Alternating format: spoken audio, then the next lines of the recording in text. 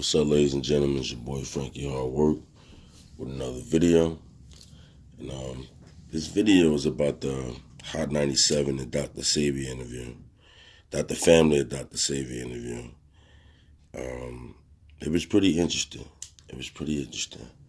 But I want to say before I go into this, my opinion about the Dr.Sebi interview, it kind of like, to me, while they answered some questions, it kind of left me wanting to know more. Like, I felt like this interview, pardon me for saying, it was kind of vague.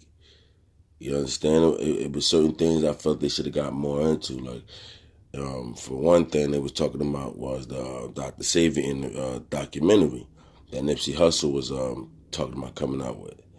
And they said that Nipsey Hussle never got in contact with them. And that was strange to me. Like, that was strange to me that Nipsey Hussle never got in contact with him. And I wanted the Nipsey Hussle do the movie, like do the full movie already. You understand? And they also said that Nick Cannon got in touch with them. That was strange too to me.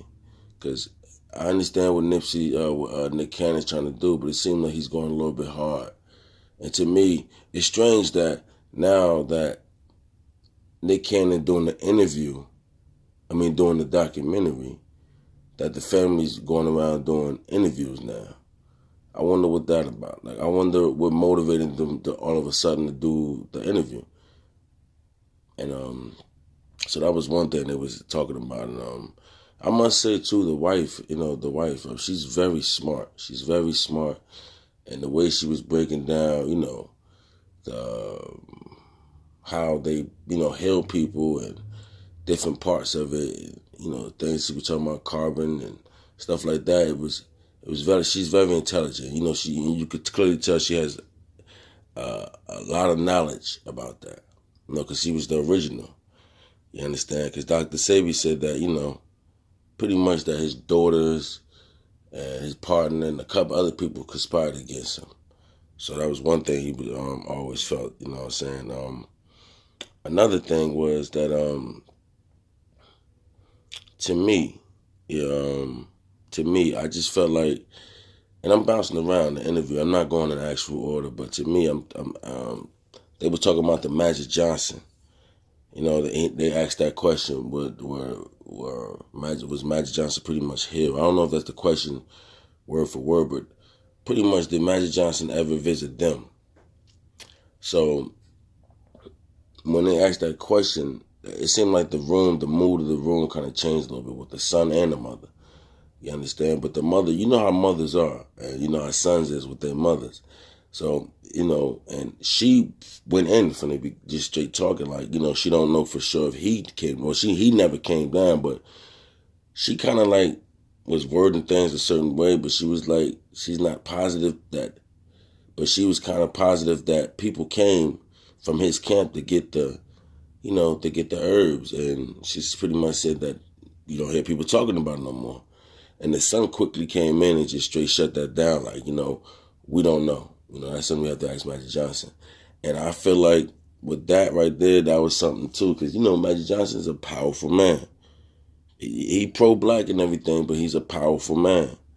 So at the same time, to me, I feel like it could be some truth there, but they don't have the proof. So the son straight, shut it down. Like, no, we're not going to do this because something could happen. Like, he gets sued, defamation, anything can happen. So that's how I feel like why he stepped in so fast about that. But one thing, I want to say this that I noticed, because they were talking about a lot of different things. But I noticed they never denied a conspiracy. They never denied it. They never denied the talk of a conspiracy. You understand? She pretty much, like, to me, I feel like she sees something there, but she probably was talked to by her son, and was, instructed not to say certain things in certain ways and not to speak on it, because I'm pretty sure they know that they was going to get talked about the Nipsey thing. I know they know that because, the passing of Nipsey, and at this age, at this time, and then they're on here. And I'm pretty sure that they knew they was going to get asked about Magic Johnson. But I could say this, though. She never denied the fact that it was a conspiracy. You know, she was very careful about how she spoke about things. You know, she was just saying there's two sides to that, because pretty much, how can you prove what people are saying? But she also said that you know how the government do. We all know how the government do. So that was interesting. That was interesting. I want to know how you felt about that too. I want to know how you felt about that too, because that was interesting that she said that. But with this situation, like with this interview, it was like I said, it was informative, but it was kind of vague to me, because they also spoke about him, healing people, and she had different stories about him healing a blind man, about him healing a kid, about him healing people with cancer, things of that nature, and an initial case that he won was about the fact that was he able to cure. And one thing that was kind of interesting was the fact that he wasn't the actual doctor, but they never knew whether the person was cured or not. The only way they knew is when the person came back with the paperwork and everything, and that's what ultimately got him off. That's what ultimately made him win the case, because these people came back with doctors' letters stating from their doctors that the doctor signed off on. So that was interesting too. So I let you know out there, it's definitely a cure out there. And believe it or not, to me, I feel like this document that Nipsey was going to have was probably going to be very informative.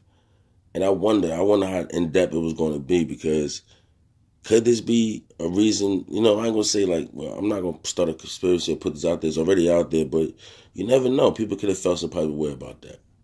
And also he got the Vector 90 thing going on too. That could be another situation. But so that was pretty interesting to me. Like I said, this interview was pretty good, but it was just a little vague for me. And another thing is trademark. That's another scary thing, like how people really steal your product from right under your nose. You know what I'm saying? So it could be his partners, or I'm not sure if I'm hearing it correctly, but I'm hearing that some of his daughters have something to do with it. It was just too many hands in this situation. So this kind of reminds me of the CJ Madam Walker situation, like how pretty much the black hair business was should have been owned and ran by black people, black women in particular. You know what I mean? So that's why this reminds me, because nobody had no type of trademarks. They still was selling CJ Madam Walker products, but people bought it and shelved it. People bought that company and shelved it, and look what's going on. All the Chinese people own this, and all the Chinese people running that. And no disrespect to Chinese people, but that's a whole nother story for a whole nother time. I think I'm gonna do something about that, because it's very interesting how that industry got stolen from us, because that's what happened. The black hair industry got stolen from us. So, but I digress. But it reminds me of this. But I'm gonna speak on that. I want to talk about. I want to do some investigating about that. But so yeah, it was a lot of different things in the interview. But I want to know your take on it. I want to know how you felt about that interview. That you felt like it was some things they could have spoke on, and if so, what could they talked about? I'm interested.